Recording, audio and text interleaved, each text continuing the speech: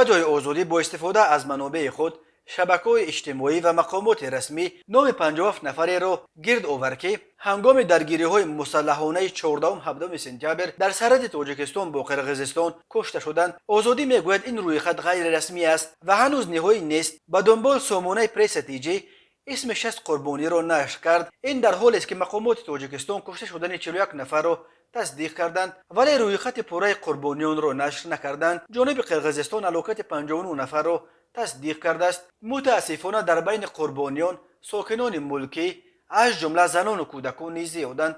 مقامات تاجیکستان قبلا درباره هلاکت دست کم 28 ساکن ملکی خبر داده بود. 25 نفر آنها در 3 حمله کشته شدند. از این شمار 7 نفر با شمول 5 عضو یک عائله بر اثر حمله بتیر قرقیزستان به یک ماشین یوری تاجیلی در بالای پل دهه چارقشلاق در کنار اسفرک کشته شدند. همین طور نزدیکای شام 16 سپتامبر الکی بعد اعلان آتش بس هواپیمای بی‌سرنشین قرقیزستان به یک مکتب و مسجد در جماعت افچ قلچه نویه باباجان غفوروف حمله آورد. در نتیجه حمله درون به مکتب 6 نفر به هلاکت رسیده. حمله به مسجد 12 کشته و 20 زخمی به جا گذاشت. به نوبت خود جانب قرقیزستان نیز نیروهای تاجیکستان را به حمله ها و کشتار ساکنان ملکی عیبدار میکند. مناقشه اخیر در مرز تاجیکستان و قرقیزستان با بیش از 100 قربانیش خونین‌ترین مناقشه نه فقط در تاریخ مناقشه‌های مرزی تاجیکستان و قرقیزستان بلکه در تاریخ نزاع‌های مرزی تمام آسیای مرکزی بعد از سقوط اتحاد شوروی